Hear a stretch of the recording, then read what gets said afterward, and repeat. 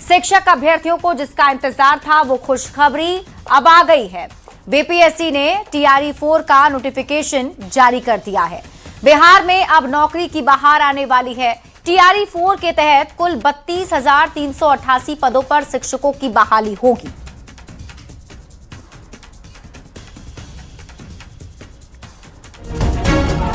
शिक्षक अभ्यर्थियों को जिसका इंतजार था वो घड़ी आ गई है।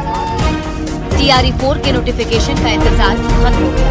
शिक्षक अभ्यर्थियों के लिए बड़ी खुशखबरी है। बिहार लोक सेवा आयोग ने TRE 4 नोटिफिकेशन जारी कर दिया है। कुल 32,388 पदों पर विज्ञापन जारी किया गया है। TRE 4 के लिए ऑनलाइन आवेदन की प्रक्रिया 1 सितंबर 2026 से शुरू होगी। अभ्यर्थी 30 सितंबर 2026 तक आवेदन कर सकेंगे। न्यूज 18 ने मंगलवार सुबह से ही ये खबर आपको दिखा दी थी। अब बीपीएससी ने इस पर मुहर लगा दी है। अब अभ्यर्थियों के शिक्षक बनने का रास्ता साफ हो गया है। सम्राट चौधरी जी की सरकार ने फिर से ये साबित किया बिहार में TRE 4 की वैकेंसी निकालकर युवाओं के प्रति बिल्कुल जवाबदेह और जिम्मेदारी से काम करने वाली सरकार है।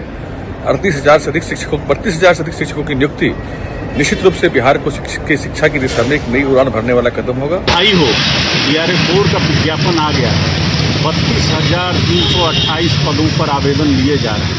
आप इसमें जरूर सम्मिलित हों और बेहतर बिहार बनाने में अपना सहयोग दें। सरकार ने TRE 4 में जो प्रक्रिया अपनाई है वो इतनी उलझाने वाली प्रक्रिया है, इतनी उलझाऊ प्रक्रिया है, ये अभ्यर्थियों को तंग करने वाली जो प्रक्रिया है, इस प्रक्रिया को सरकार खत्म करे। जो अभ्यर्थी लगातार आंदोलन कर रहे थे, लगातार अपने मुद्दे और अपने मांगों को लेकर के सड़कों पर उतरे हुए थे, उसको आज नेता प्रतिपक्ष का समर्थन दिया जाना सरकार को बेचैन कर दिया। और सरकार बेचैनी में, आनन फानन में उनके धरना स्थल से जाते ही विज्ञापन निकालने का काम किया। सरकार ने अपने वादों के मुताबिक TRE 4 का नोटिफिकेशन जारी कर दिया है। इस भर्ती अभियान के तहत कुल 32,388 पदों को भरा जाएगा। कक्षा 1 से 5 तक 3,847 पद, कक्षा 6 से 8 तक 8,563 पद, कक्षा 9 से 10 तक 3,877 पद और कक्षा 11 से 12 तक 16,101 पदों पर बहाली होगी। शिक्षक बनने की तैयारी कर रहे अभ्यर्थियों के लिए ये बड़ा मौका है। लंबे समय से TRE 4 के विज्ञापन का इंतजार किया जा रहा था। TRE 4 के नोटिफिकेशन को लेकर अभ्यर्थियों का आंदोलन भी चल रहा है। पटना के गर्दनीबाग में मंगलवार को सैकड़ों अभ्यर्थी धरने पर बैठे रहे। TRE 4 विज्ञापन और एकल परीक्षा की मांग को लेकर पटना में महाधरना शुरू किया गया है, लेकिन सरकार ने तय समय में नोटिफिकेशन जारी कर अभ्यर्थियों को बड़ी राहत दी है। बिहार में एक बार फिर नौकरी की बहार है। TRE 4 का नोटिफिकेशन अभ्यर्थियों के लिए बड़ी खुशखबरी लेकर आया है। न्यूज 18 के लिए पटना से रजनीश कुमार की रिपोर्ट।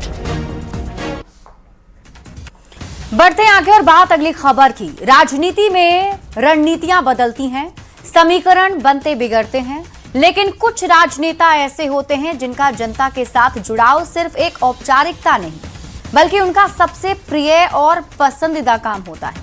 एक ऐसा ही नाम है नीतीश कुमार का, जो एक बार फिर वही पुराने अंदाज में जमीन पर उतरने जा रहे हैं। बस इस बार अलग ये है कि वो बिहार के CM के तौर पर नहीं, बल्कि अपनी बेदाग छवि के तौर पर जनता से संवाद करेंगे। ये रिपोर्ट देखिए।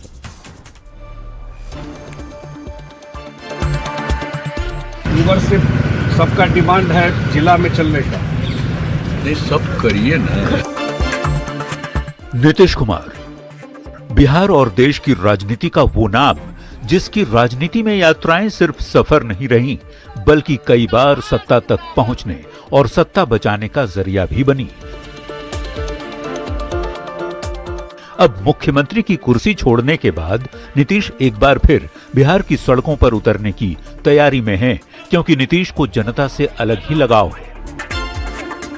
अभी गया था, सब लोगों का है कि वो आए जिला में, पार्टी के कार्यकर्ताओं से कम एक बार बैठ करके वो करें। तो हम लोग पार्टी की तरफ से प्लान करेंगे। अभी तो बरसात का टाइम है, बरसात के बाद हम लोग आग्रह किया है और वो बिल्कुल ये सब जो फील्ड में जाना हो, वर्कर से मिलना हो। सवाल सिर्फ इतना ही नहीं कि नीतीश यात्रा पर क्यों निकल रहे हैं, बड़ा सवाल ये है कि क्या ये यात्रा नीतीश कुमार की राजनीति का अगला अध्याय लिखेगी, क्योंकि इतिहास गवाह है जब जब नीतीश जमीन पर उतरे हैं, बिहार की सियासत में कुछ न कुछ बदला जरूर है। अब आपको बताते हैं कि आखिर इस यात्रा की चर्चा कहां से शुरू हुई। पटना में जेडीयू के कार्यकारी राष्ट्रीय अध्यक्ष संजय झा और नीतीश कुमार की मुलाकात होती है। नेताओं और कार्यकर्ताओं से बातचीत होती है और इसी बातचीत से निकलती है एक बड़ी सियासी तस्वीर। कहा गया कि लोग नीतीश को फिर अपने बीच देखना चाहते हैं। अक्टूबर से सबका डिमांड है जिला में चलने का। नहीं, सब करिए ना, तब आइएगा 3 बजे। सुपर सीएम जिंदाबाद। तो सुना आपने संजय झा के आग्रह पर नीतीश कुमार का चिर परिचित अंदाज, यानी मुख्यमंत्री की कुर्सी से दूर होने के बाद नीतीश अब फिर सड़क पर होंगे। लेकिन नीतीश के लिए यात्रा कोई नया प्रयोग नहीं है, ये उनकी राजनीति की पुरानी पहचान है। 2005 में न्याय यात्रा निकाली, 2009 में विकास यात्रा, धन्यवाद यात्रा और प्रवास यात्रा, 2010 में नीतीश ने विश्वास यात्रा निकाली, 2011 में सेवा यात्रा, 2012 में अधिकार यात्रा, 2014 में संकल्प और संपर्क यात्रा, 2016 में निश्चय यात्रा, 2017 में समीक्षा यात्रा, 2019 में जल जीवन हरियाली यात्रा, 2021 में समाज सुधार अभियान, 2023 में समाधान यात्रा और 2024 में प्रगति यात्रा।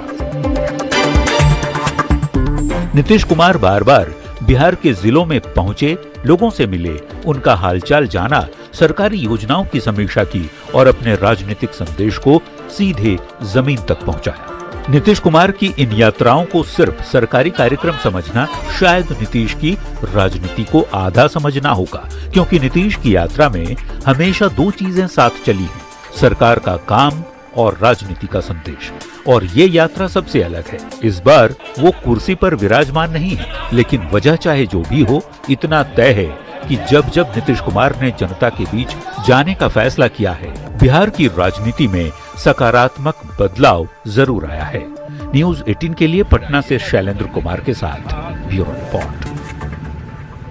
अक्टूबर से सबका डिमांड है जिला में चलने का। नहीं, सब करिए ना, तब आइएगा 3 बजे। छात्रों पर AK-47 से फायरिंग की घटना के विरोध में तेजस्वी यादव कल लोक भवन मार्च करने जा रहे हैं, लेकिन विपक्ष सवाल उठा रहा है कि आखिर तेजस्वी यादव इतने दिनों बाद क्यों जागे। छात्र आंदोलन खत्म हो गया, छात्रों की मांगें पूरी हो गईं, अब छात्रों के मुद्दे पर लोक भवन मार्च का आखिर क्या औचित्य है। AK-47 से गोली चलाने का आदेश आखिर किसने दिया? सिवान में छात्र आंदोलन के दौरान छात्रों पर AK-47 से फायरिंग की घटना के काफी दिन बीत चुके हैं। जब छात्र आंदोलन चल रहा था, तब तेजस्वी यादव विदेश दौरे पर थे। जेन जी जिस मांग को लेकर आंदोलन कर रहे थे, उन सभी मांगों को मान भी लिया गया। पीएम मोदी ने खुद इंस्टाग्राम पर छात्रों से बात की, धर्मेंद्र प्रधान का इस्तीफा भी हो गया, छात्र आंदोलन से जुड़ा मुद्दा खत्म हो गया। लेकिन तेजस्वी यादव अब जागे हैं। छात्रों के आंदोलन और AK-47 से फायरिंग की घटना को लेकर तेजस्वी 19 मार्च को लोक भवन मार्च करने जा रहे हैं। तेजस्वी ने एक बार फिर सवाल पूछा है कि AK-47 चलाने का आदेश आखिर किसने दिया? सत्ता और प्रशासन इसका जवाब क्यों नहीं दे रही?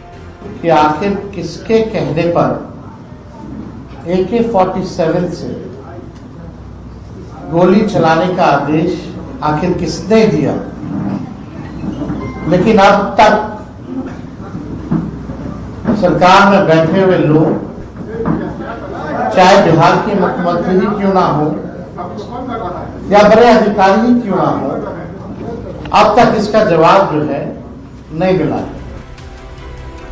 बुधवार को होने वाले तेजस्वी के लोक भवन मार्च को लेकर सियासत गरमाई हुई है। एनडीए के नेता तेजस्वी पर तंज कस रहे हैं। जेडीयू के राष्ट्रीय कार्यकारी अध्यक्ष संजय झा ने कहा कि तेजस्वी हर मौके पर पीछे रह जाते हैं, तो आरएलएम के अध्यक्ष उपेंद्र कुशवाहा कहते हैं कि तेजस्वी जिन मुद्दों को लेकर लोक भवन मार्च कर रहे हैं उस मुद्दे पर सरकार पहले ही काम कर चुकी है। वहीं बीजेपी कह रही है कि तेजस्वी सिवान की घटना के 20 दिन बाद जागे।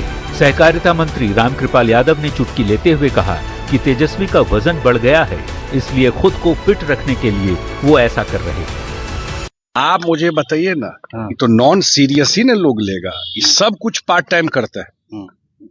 जब चल रहा था उस समय विदेश में थे, जब सब चीज खत्म हो गया, इशू रिजॉल्व हो गया ना, आंदोलन खत्म हो गया, उसके बाद आंदोलन करना शुरू कर रहा है। सिवान की घटना के 20 दिन बीतने के बाद तेजस्वी जी की नींद खुली है और वे ट्विटर पर राजनीतिक अवसरवादिता का परिचय देते हुए राजनीति कर रहे हैं। लेकिन तेजस्वी जी, मैं आपको स्पष्ट करना चाहूंगी कि इस आदरणीय सम्राट चौधरी जी के नेतृत्व वाली एनडीए की सरकार लगातार हर आपराधिक मामलों पर त्वरित कार्रवाई कर रही है और उस घटना में भी जिस जवान ने इस कृत्य को किया वो निलंबित हुआ है। राजभवन मार्च कर रहे हैं दो उद्देश्य से। एक तो विगत दिनों में जो उनका एक्टिविटीज था, सारी की एक्टिविटी जो बंद पड़ा हुआ है, तो थोड़ा वेट गेन कर लिए हैं, तो उससे कठिनाई हो रही होगी, तो इसलिए अब शुरुआत।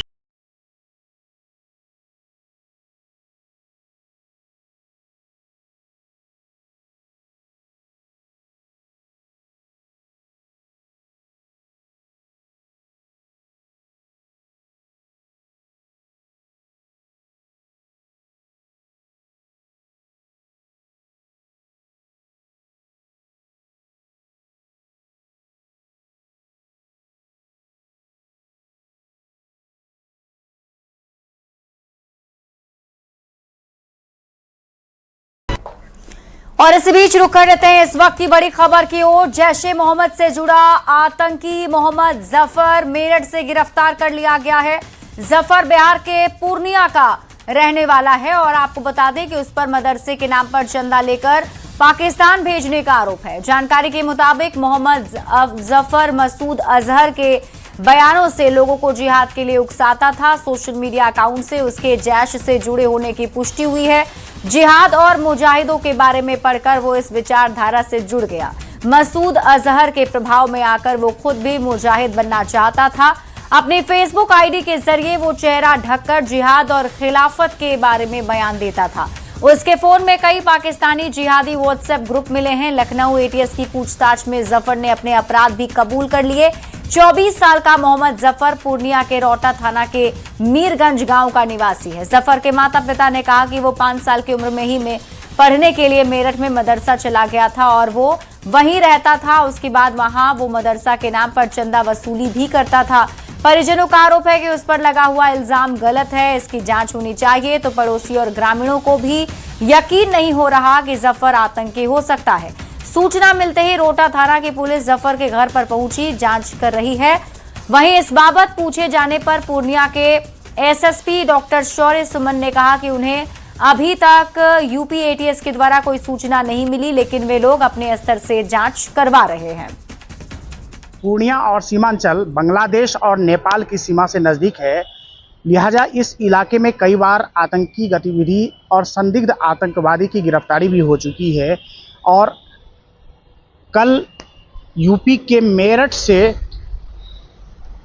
पूर्णिया के रौटा थाना के मीरगंज निवासी मोहम्मद जफर पिता मोहम्मद जहीर की गिरफ्तारी हुई है और एटीएस ने ये गिरफ्तारी की है। एटीएस ने कहा है कि जफर उस इलाके में मदरसे के नाम पे चंदा वसूली करता था और वो जैश ए मोहम्मद को पाकिस्तान वो पैसा भेजता था। इसके अलावा जैश ए मोहम्मद से उनके कई लिंक सामने आए हैं। हालांकि पूर्णिया में जब उनके परिजनों का कहना है कि उनके ऊपर गलत आरोप लगाया गया है और उन लोगों का कहना है कि जब वो 5 साल का था तभी वो पढ़ने के लिए मेरठ चला गया था और तब से वो मेरठ में ही रहता था। हालांकि बीच बीच में वो घर आता जाता था, लेकिन उनकी संदिग्ध गतिविधि के बारे में वहाँ लोगों को कुछ जानकारी नहीं है। हालांकि पुलिस जांच कर रही है। एसएसपी से भी हमने बात किया। एसएसपी ने कहा कि अभी तक वहाँ से कोई सूचना नहीं आई है, लेकिन अपने स्तर से वे लोग जाँच करवा रहे हैं। कुमार प्रवीण, न्यूज़ 18 पूर्णिया। और अगली खबर अरवल से है, जहां 75 सरकारी स्कूलों में दोपहर को मिलने वाले भोजन में कीड़ा मिलने से हड़कंप मच गया। रॉयल मानव मित्र सेवा समिति की ओर से बच्चों को सोयाबीन और चावल परोसा गया था। एक बच्चे की थाली में चावल के साथ सफेद रंग का कीड़ा मिलने के बाद बच्चों ने लंच करने से मना कर दिया और कई बच्चों ने अपनी थालियां फेंक दी। मामले की जानकारी मिलते ही जिला शिक्षा अधिकारी ऑस्कर हुसैन ने जांच के आदेश दिए। उन्होंने कहा कि जांच में लापरवाही या गलती पाए जाने पर संबंधित एजेंसी के खिलाफ नियम के मुताबिक कार्रवाई की जाएगी। जब खाना खा रहे थे तो थोड़ा सा खाना खा लिए थे और दूसरा बार में थोड़ा सा और चावल लिए थे और सब्जी लिए थे तो सब्जी में कीड़ा था। नहीं, पहले नहीं, खाली आज। तो फिर हम लोग सर से बोले तो सर बोले कि अच्छा हम भेजते हैं। खाना को थोड़ा खा रहे थे ना, तो जब कीड़ा निकल गया ना तब फेंक दिए। तो जो शिकायत का बिंदु है कि संभवतः कीड़ा या कुछ इस तरह का है, तत्काल जो है हमने जो खाना का वितरण है उसको स्थगित करा दिया गया है और यदि किसी बच्चे ने खा लिया है तो सारे बीआरपी जो है संबंधित विद्यालयों में कैंप कर रहे हैं और यहाँ से भी सारे पदाधिकारियों को मैंने क्षेत्र में भेज दिया है उन विद्यालयों में कि खाना किसी प्रकार से अब फर्दर वितरण ना हो। तत्काल जो है ये इमीडिएट समाधान निकाला गया है। कहीं ना कहीं अवहेलना हुआ है इनके द्वारा, जो लापरवाही बर्दाश्त योग्य नहीं, समुचित कार्रवाई होगी। खबर मोतिहारी से है, जहां सुगौली के अंबेडकर छात्रावास में सही भोजन नहीं मिलने से छात्रों ने जमकर हंगामा किया है। छात्रों का आरोप है कि उन्हें गुणवत्तापूर्ण खाना नहीं मिल रहा है। नाराज छात्रों ने एक दिन तक खाना नहीं खाया और छात्रावास प्रबंधन के खिलाफ विरोध भी जताया। मामले की जानकारी मिलने पर सदर एसडीओ अरुण कुमार पांडे और एसडीपीओ मौके पर पहुंचे। जांच में कई अनियमितताएं सामने आने की बात कही गई। एसडीओ ने पीटी शिक्षक का वेतन रोकने का निर्देश दिया और छात्रावास प्रबंधन के खिलाफ विभागीय कार्रवाई के लिए पत्र लिखने की बात की। मामला है खाना पीना का है। हाँ। क्या हुआ था खाना जैसा आलू नहीं सीझा था। हाँ। और उसमें चना आलू का सब्जी बना था। हाँ। तो खाली पानी था। हाँ। एक लड़का सीतामढ़ी का है। हाँ। वो वीडियो बनाया खाना का। हाँ। तो वीडियो बनाया जैसे वो लड़का क्या किया, जो उसका मोबाइल छीना गया और छीन के मोबाइल अपने पास लोग रख लिया। उसके बाद में उसको ले जाके 2 घंटा रूम में बंद किया। से जो लोग भी इसके पीछे जिम्मेदार हैं, कार्रवाई भी होगी और जो भी एक्शन लेना है वो एक्शन लिया जाएगा, तत्काल ही लिया जाएगा। इनफैक्ट अभी मैंने आप लोग देख ही रहे थे कि पीटी का वेतन स्थगित करने का हमने डीडब्ल्यूओ साहब को कहा है तुरंत से वेतन रोक दे, क्योंकि वो काम ही नहीं कर रहे। जिस काम के लिए सरकार ने उनको यहाँ नियुक्त किया है वो काम नहीं कर रहे हैं। और बाकी लोगों के साथ भी क्या कार्रवाई होगी ये हम लोग जाएंगे, तो उनको एक बार स्पष्टीकरण उनसे पूछ के, बच्चों का सारा पॉइंट हमने देख लिया है, वो सामने देखा हुआ है, तो उनसे एक बार स्पष्टीकरण लेके फिर उन पर कार्रवाई की जाएगी। बिहार के ग्रामीण विकास मंत्री श्रवण कुमार सदर अस्पताल बिहार शरीफ पहुंचे, जहां उन्होंने मिडिल स्कूल परासी के बीमार 15 से अधिक छात्राओं से मुलाकात की। सिविल सर्जन से बच्चों की स्थिति के बारे में जानकारी ली और इस दौरान उन्होंने कहा कि स्कूल में शिक्षकों के आपसी सामंजस्य नहीं रहने एवं मतभेद के कारण इस तरह के मामले सामने आ रहे हैं। खाना में नमक की जगह सर्फ का प्रयोग किया गया है, जिससे बच्चों की स्थिति बिगड़ी है। वैसे सभी लोगों पर जांच कर कार्रवाई की जाएगी। उन्होंने सिविल सर्जन को निर्देश दिया, सभी बच्चों को सही तरीके से जांच कर ठीक होने पर घर भेजने का काम करें। जिनके वजह से ये गड़बड़ी हुई है, बच्चों को जिसने अच्छा भोजन नहीं कराया, बल्कि बच्चे बोल रहे सर्फ से संबंधित, इसकी जांच कराएंगे और जांच कराने के बाद संबंधित जो भी दोषी होंगे उनके खिलाफ सख्त कार्रवाई। अभी हम पहुंचे नालंदा जिले के नूरसाय में, जहाँ आप देख सकते हैं नूरसाय के मिडिल स्कूल परासी में जो है आज नमक की जगह सर्फ का खाना खाने से जो है यहाँ बच्चे बीमार पड़ गए। बताया जाता है कि 15 से अधिक बच्चे जो है वो बीमार पड़े हैं। तो देख सकते हैं किस तरह से जो है नूरसाय अस्पताल के अलावा जो है सदर अस्पताल बिहार से में भी कई बच्चे को जो है भर्ती कराया गया। हालांकि अफवाह के कारण भी कुछ बच्चे जो है यहाँ पर आए हैं इलाज के लिए। जो है यहाँ पर देख सकते हैं किस तरह से जो है यहाँ पर प्रभावित चिकित्सक वो इलाज करने में जुटे हुए हैं। स्थिति है सभी बच्चे अभी सब ठीक है, सामान्य है और खतरे से बाहर है ना। और ये लोग कुछ भोजन में कुछ खा लिए थे जिससे हल्का पॉइजन हुआ था। कुछ लोग को उल्टी की समस्या और पेट में दर्द का था, लेकिन अभी सब कंट्रोल में है। अविनाश का कहना है कि सारे बच्चे ठीक ठाक हैं। हालांकि इस मामले में ग्रामीण विकास मंत्री श्रवण कुमार भी सदर अस्पताल पहुंचे हैं और वहां भी बच्चों को जो है मिलकर उन्होंने साफ कहा कि जिस तरह से जब स्कूल में जो आपस में जो सामंजस्य जो नहीं बन पा रहे या टीचर और हेडमास्टर के बीच, इसी कारण है जो लगातार जो है कई स्कूलों में जो MDM भोजन के दौरान जो है कुछ न कुछ मिलाया जाता है और जिससे उसका भुगतान बच्चे पर होते हैं। इसका भी खमियाजा जो बच्चे को भुगतना पड़ रहा है, जिसके बाद जो है शिक्षक और हेडमास्टर के विरुद्ध कार्रवाई की जाएगी। यहाँ भी मामले की जांच कर जो है उचित कार्रवाई की जाएगी। नालंदा से न्यूज 18 के अभिषेक कुमार। 20 जुलाई को दिल्ली में नीट प्रदर्शनकारियों पर हुए पैलेट गन के इस्तेमाल और 25 जुलाई को बिहार के सिवान में AK-47 से हुई फायरिंग मामले में आज सुप्रीम कोर्ट में सुनवाई हुई। दिल्ली पुलिस और बिहार सरकार ने अपने ऊपर लगे आरोपों को लेकर कोर्ट में क्या दलीलें दी हैं, इस रिपोर्ट में देखिए। 20 जुलाई को दिल्ली में पैलेट गन का इस्तेमाल,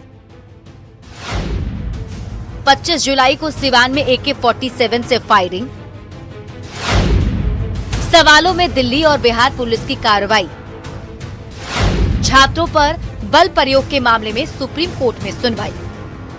20 जुलाई को दिल्ली के जंतर मंतर पर छात्रों के प्रदर्शन के दौरान जरूरत से ज्यादा बल इस्तेमाल करने के आरोपों को दिल्ली पुलिस ने खारिज किया है। पुलिस का कहना है कि हालात बिगड़ने के बाद ही बल का इस्तेमाल किया गया। सुप्रीम कोर्ट में इस मामले की सुनवाई से पहले दिल्ली पुलिस ने अपना हलफनामा दाखिल किया है। पुलिस की ओर से दाखिल हलफनामे में कहा गया है कि 20 जुलाई को जंतर मंतर के आसपास करीब 30,000 लोग मौजूद थे। भीड़ करीब 3 किलोमीटर के इलाके में फैली हुई थी। भीड़ को संभालने के लिए करीब 5,000 पुलिसकर्मी तैनात थे। प्रदर्शनकारियों ने बैरिकेड तोड़कर संसद की तरफ बढ़ने की कोशिश की। संसद की ओर मार्च की कोई इजाजत नहीं दी गई थी। हालात काबू से बाहर हो गए। धक्का मुक्की और झड़प हुई। 240 से ज्यादा पुलिसकर्मी और दूसरे सुरक्षाकर्मी घायल हुए। करीब 200 प्रदर्शनकारियों को भी चोटें आई। भीड़ को रोकने के लिए जरूरत के हिसाब से बल का इस्तेमाल हुआ। दिल्ली पुलिस ने यह भी कहा कि प्रदर्शन में कुछ ऐसे लोग शामिल हो गए थे जिनके खिलाफ पहले से आपराधिक मामले दर्ज हैं। इधर बिहार सरकार ने भी छात्र प्रदर्शन के दौरान पुलिस द्वारा अनुचित और अत्यधिक बल प्रयोग किए जाने के आरोपों पर राज्य सरकार ने उच्चतम न्यायालय में अपना जवाबी हलफनामा दाखिल किया है। सुप्रीम कोर्ट में दायर बिहार सरकार के हलफनामे में कहा गया है कि पुलिस जवान ने आत्मरक्षा में AK-47 से फायरिंग की थी।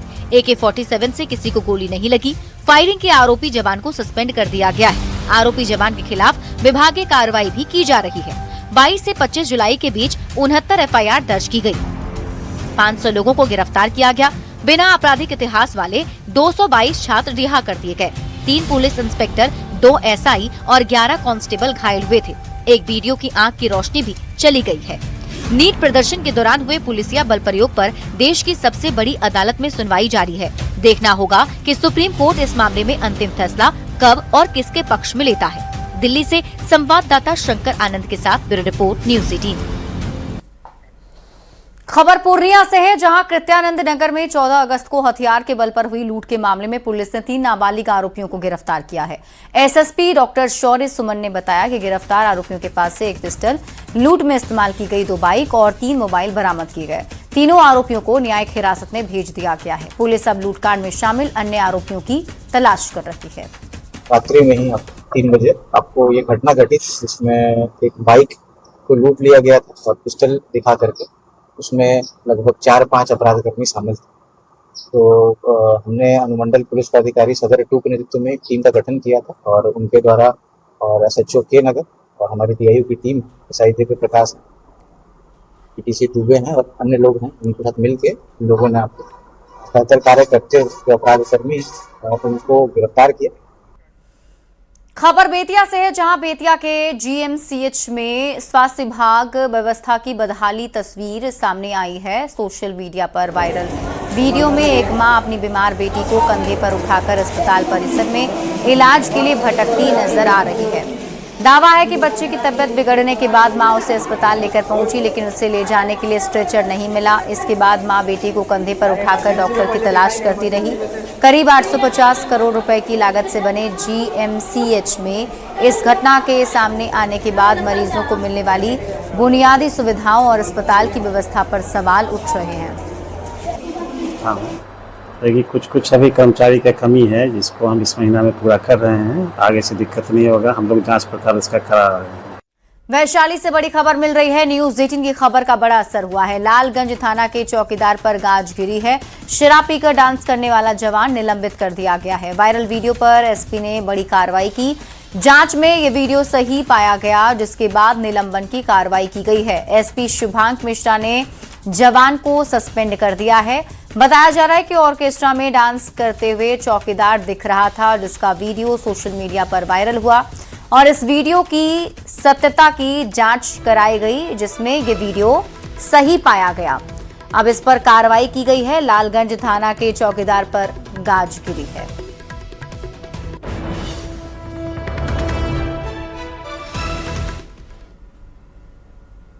के द्वारा स्टेज पर चढ़कर उसके साथ अश्लील हरकत किया गया है और कार्यक्रम स्थल पर देखने से ऐसा लगता है कि उनके द्वारा शराब का भी सेवन किया गया है।